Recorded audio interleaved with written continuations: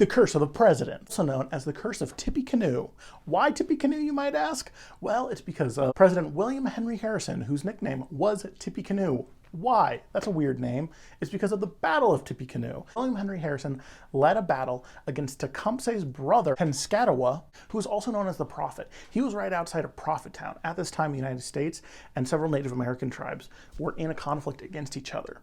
And so William Henry Harrison was there. Well, the Prophet attacked William Henry Harrison, but was defeated soundly. This almost completely destroying Native American tribes.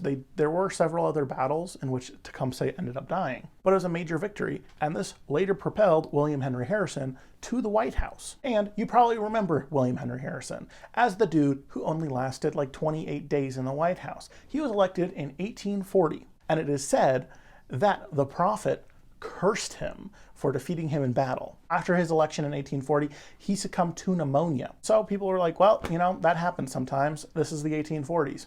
But then in 1860, who was elected? Well, Lincoln, and was assassinated at the theater. Just one more reason not to go to the theater. People are like, you know, I guess this happens. That's not too weird.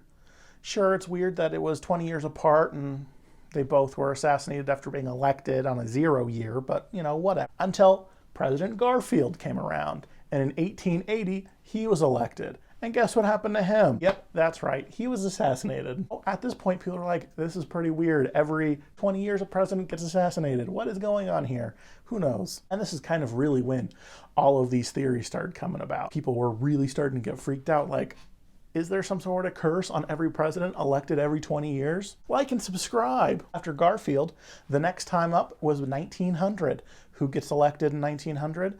Well, it's McKinley. And yep, he gets assassinated too. And people really started thinking, there's definitely got to be something here because this is getting pretty weird. But at the same time, a lot of people are just like, who knows? Who knows?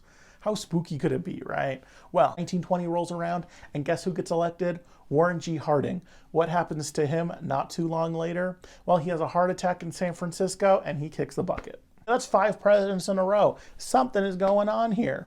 1940 rolls around, and Franklin Delano Roosevelt later dies in office as well. However, he was elected 4 times, and he was basically always the president at that point, and so not the weirdest thing. People are like, oh, who knows? Who knows? This is still pretty weird, though. But people are really kind of worried about this at this point. 1960 rolls around. Do you know who was elected then? Yep, Kennedy.